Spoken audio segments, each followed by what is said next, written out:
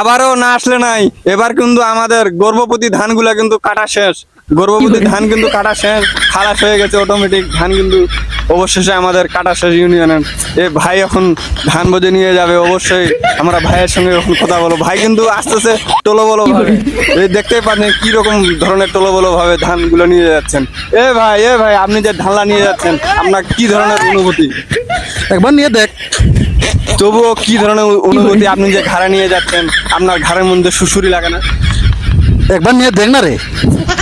দেখলেন তো ভাই কি ধরনের ধান নিয়ে যাচ্ছে ও, তোলো বলো করে গর্ভবতী ধান বাসায় তুলতেছে।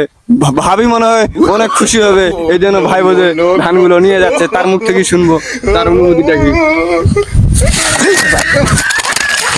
দেখেন ভাই দেখেন, আমার মায়েরা সে নিজে পুড়ে গেছে, দেখতে পাচ্ছেন ধানগুলা দিয়া ফেলাইয়া। এ ভাই অবশ্যই অনেক মনে করে খুব কাতুকুতো হইয়া আমাকে থাপন দিয়া ফেলাই দিল। এ ভাই আবারও না আসলে নাই। এবার কিন্তু আমাদের গর্ভবতী ধানগুলা কিন্তু কাটা শেষ।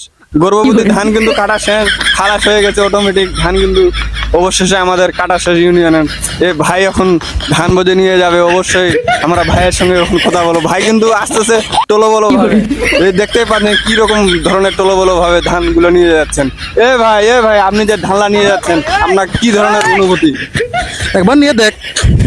তবুও কি ধরনের অনুভূতি? আপনি যে ঘাড়ে নিয়ে যাচ্ছেন আপনার ঘাড়ের মধ্যে সুসুরি লাগে না? একবার নিয়ে দেখ না রে।